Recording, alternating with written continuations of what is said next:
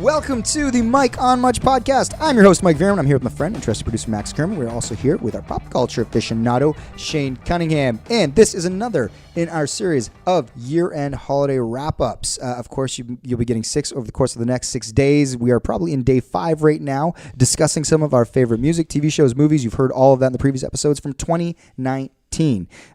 Guys, today we are discussing the biggest surprise of 2019. You know, we all go into a year with expectations. What were your expectations like this year going into the subject that maybe surprised you? I'll start. Yeah. Billie Eilish.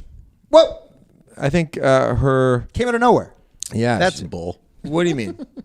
Here's what I mean. You and Ash a year ago had sent me a YouTube clip, and it was like, oh, check out this Vanity Fair piece this Billie Eilish person did. And I said, who's Billie Eilish? Oh, that was like, in March or something like that? I don't know how long No, ago. she's already done another Vanity Fair video that compares the other 2 years. But I asked, who's Billie Eilish? And everyone was like, the biggest star in the world? Okay. So you can't say you're surprised because you told me about her. Yeah, but that was this year. That was a year and a half ago. I think I just heard of her at that point. Okay, maybe it was Ash who said it. Yeah, I think But I just thought heard of her. I was the one totally out of whack. But I think there's a greater point that I want to make here with my Billie Eilish surprise, which relates to the Post Malone observation that I made earlier, is that what I love about how popular she is that you could never totally have predicted that this girl who is from sort of like a lower middle class area of Los Angeles, actually not far from where we've recorded our records in LA, Eagle Rock area, who has like not like showbiz parents, just like parents that are, I think, sort of involved in the entertainment industry, but not bigwigs by any stretch. And she's making music in her bedroom with her brother, who's a little bit older, and she has literally gone from playing like little coffee shops to arenas all over the world, and it is just not the traditional mold of what you'd think of pop. She's not like, this crazy beautiful like young pop star. She looks like Scarlett Johansson. Her eyes are huge and the bluest eyes in the world. But she's got very weird style. That nothing. Like people who feel like they're freaks in high school, there's nobody they're going to look up to more than someone who dresses like them but happens to be beautiful. Yeah, that's true. Yeah, well, because it's the perfect formula. It is, but I just don't think anybody could have like. I think there's something surprising about Billie Eilish in the way that there's something surprising about Post Malone, where it's like when you see Ariana Grande, you go, okay, that kind of makes sense. Or if you see Justin Timberlake as okay, that makes sense. Like just beautiful and like oozing with charisma, or there's a like a star quality about that kind of pop star. And then there's this sort of anti-pop star thing, which I think Billie and Post Malone have, which is like, you couldn't have really dreamt this up. You know what I mean? Mm-hmm. And I think that's what makes it surprising. I just like when something comes out of the blue to take over the world. It almost feels like, not to sort of always bring it back to like older music, but what Shane's describing is almost like the Nirvana and Kurt Cobain thing. Yeah. Where it's like, they come out of this sort of like glam rock hair metal thing where it's like everyone looks a certain way and it's like you look very good if you're a star. And then Kurt comes out and everyone's like, oh my God, like he's actually different and it's grunge. But Kurt is actually like he's Brad Pitt. He's Brad Pitt, with long blonde hair in a lot of ways. But it feels alternative. But he's authentic. What about Post Malone then? That's a good question. Yeah, Post Malone. Post Malone is like Pete Davidson in the sense that he is an ugly, hot guy at the same time, and it's like your brain doesn't know what to do with it. But he's very nice too, and he's not trying hard to be flexing with his shirt off. He doesn't give a shit. Yeah. He's very fashionable, but he's also very unfashionable. Yeah. And Pete and Post both are walking that line perfectly. Billy feels like a modern Kurt. Interesting. Okay, I think that's a great example. Yeah, actually it's interesting. So I went to go see her in the summer with my niece, who's 11 or 12, and she said on the way out of the concert she had a great time. It was an awesome show. And she said, I don't know why they were playing Ariana like between the sets. It's like, I don't know why they were playing Ariana Grande's music like over the speaker. And I'm like, you don't like Ariana Grande? I figured most 12-year-old girls would probably like Ariana Grande. She's like, no, Ariana Grande is for like basic girls. Like Billie is for me. Mm-hmm. But it was that sort of Kurt Cobain thing. Like, no, like Kurt's my guy. Yeah. Billie's the biggest artist in the world. Yeah. Yet she's tricked everyone to be thinking it's for the indie freak show person. Yeah. I will say this: she did carpool karaoke with James Corden the other day. Yeah. Highly recommend you check it out. It's they basically drive around LA, but they go to her house where she still lives with her parents, and they go into the bedroom, and it's like, and you can tell the family probably hasn't had time to even touch the place, like, because it's just like some ugly ass curtains on the wall, like you can see, like in the door frames are all chipped. They still have like the songs. They're gonna move soon. No, the money just hasn't come in. What's No, up? Why do they still I'm live there? I'm sure they're gonna move soon eventually. But it was just interesting that it's like, oh, you're totally living like just like a very, very normal, ordinary life, middle class thing. It's like, and all the songs they were written in her bedroom. Yeah, and her mom's like, yeah, I remember would come in. And I'd just listen to the songs. I'd like lie in the bed, and the kids would show me the songs. I thought these songs were amazing. Can't wait for the world to hear them. And that's what's happened. That was a really charming piece. And she is extra special because she seems like sort of wise beyond her years. Like she just turned 18. Her brother's like 10 years older, and he's a genius in his own right. Yeah. So that is a huge advantage. Yeah. Well, she said in this Corden interview, she's like, yeah, I just had this memory that my brother said to me, I'm going to make you the biggest pop star in the world, like back in 2014. And he did. Man. But anyway, I just think the element of surprise in pop culture is so interesting to me, because I think if you're the head of a label or a studio, you have all these hopes and dreams on all these young artists that you're grooming to be the next big thing. And it's so hard to predict what is going to be that thing. Well, here's what the funny thing too is, it's a copycat industry. So I guarantee you there's a bunch of fucking 29-year-old A&R dudes right now out looking for the next girl in baggy jeans and a huge sweater. Yeah. And they're like, I got the next Billy. Yeah, and it's of course. To your point about Vampire Weekend a couple episodes ago, there's only one Billy. Yeah. Biggest surprise of 2019? I have some runners up. Can go through those. But do you have like a number one? I do, but I'd like to go through the runners up first. Notre Dame catching fire. I thought that was a shocker. Mike loves it. What? Okay, go on. What? I didn't know that was an authentic answer. I thought that was just something you pulled from the internet. You didn't think that was shocking? Notre Dame? Like Notre Dame basketball? No, the church. The cathedral. Oh my God! I thought you were laughing way too hard. I thought you were making a joke as if you followed like college football. I thought you were doing fake headlines. I am such an idiot. I'm sorry. I was why is Mike loving this? Cathedral. I thought you honestly were like, I got some runners up, and then it was like you were going to pick obscure things that are not shocking at all. Like you were talking about Notre Dame football. Right. I almost wish I was. You loved it so much.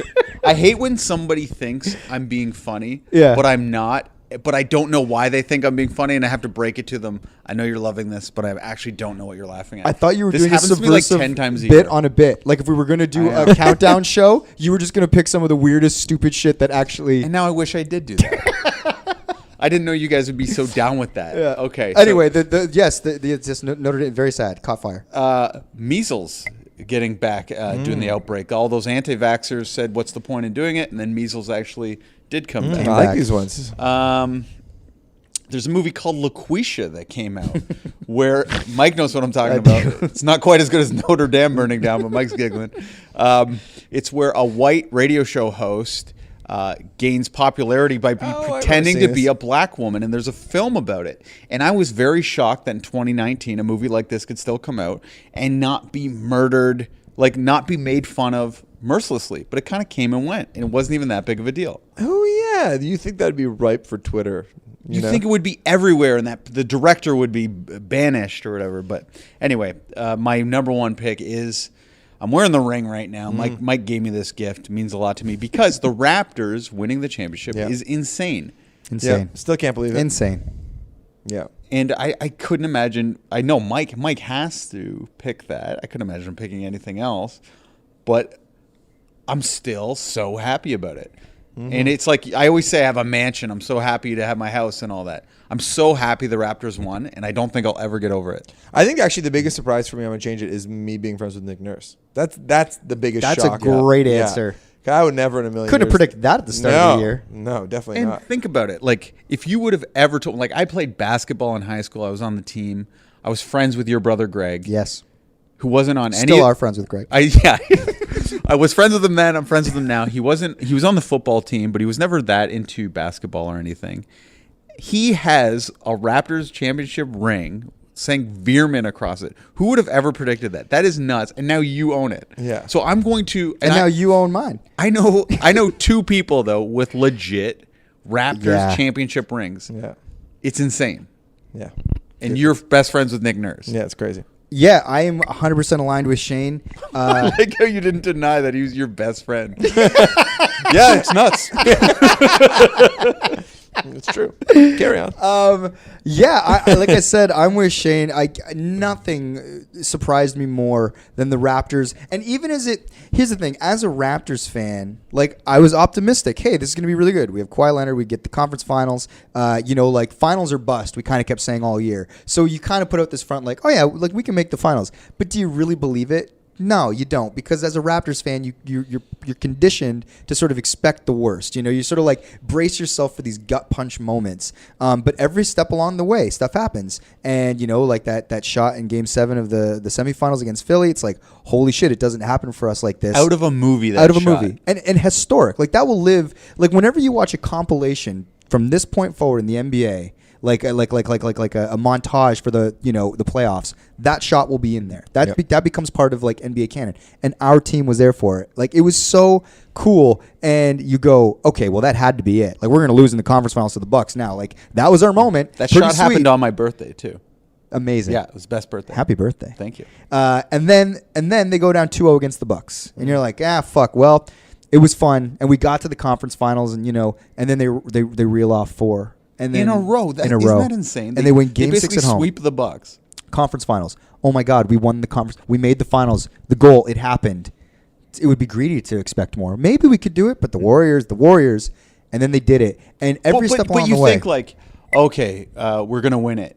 Then of course Kevin Garnett comes back. Durant. Sorry, Durant unretires. Garnett unretires. He looks pretty good for 43. But Durant comes back and starts kicking our ass for about 4 minutes, and then gets injured again, and we win. Yeah. It's crazy. But it seemed like that Durant moment was going to be the movie moment turn where we come very close and then do not win. Well, I said it before, and the reason it was so surprising is for years and years and years as a Raptors fan, it always felt like we were in somebody else's story. Meaning, if I'm watching the LeBron James story, it's like we're that team that shows up at that point in the movie to get beat. We were always the team in somebody else's story. And for the first time ever, shockingly, and why it's the biggest surprise of 2019 for me, is actually it was our story. Mm-hmm. And that meant that Kevin Durant was a part in our story all of a sudden. And those mighty 76ers were just a character in our story. We were always a character in someone else's story. And for the first time ever, we got to experience what it was like to have it be our story. Yeah, it's so interesting how we're just talking about sports, and of course life goes on, win or lose, and the day-to-day monotony and ups and downs of life happen. But something has changed when you become a champion. You know what I mean? It's not like it's a thing that you feel in a massive way every single day, but it's like no. Like everybody, look, we are champions, even though we're not on the team. But it's like I think about it every day, and I'll never get over it. Yeah, and the narrative of your own life story has actually changed now. Do you know what I mean? I do. It's like, and it is one of the few things that is so powerful that people actually think of themselves in a slightly different way. Well, it's just isn't that crazy? It's just this little goodness that lives inside of you that didn't exist before. No, that replaced this little part of you that thought nothing ever good will happen. Yes. And that just that little part of you has now been changed. And you get to carry it with you. Yeah. And like you said, in small ways, it just sort of changes your outlook. You start to be a more positive person because now you see, oh yeah, it does happen. Yeah. It can happen. Mm-hmm. But man, it was surprising. Like, come on. Yeah. Did you find it surprising? Of course. I'm shocked. Yeah, it was such an amazing thing for me to watch it. I watched it at the Thompson Hotel. I talked about this on a previous podcast with my dad and my childhood friends, Danny Rosenthal and Matt Fruckman. And when it happened, we were all just hugging because we'd been long-suffering Raptors fans since I was 9 years old. Yeah, like the often laughed at, mostly forgotten or ignored Toronto Raptors won the 2019 NBA champion. Yeah, it's so unreal. Cool. Yeah. It wasn't like we were the Golden State Warriors. No. Nobody expected it, which made it 20 times better than had we been the guaranteed lock to win it. Yeah. Man, exciting times. Any other big surprises in 2019? No. Nothing. I guess that was it. I have to go pee.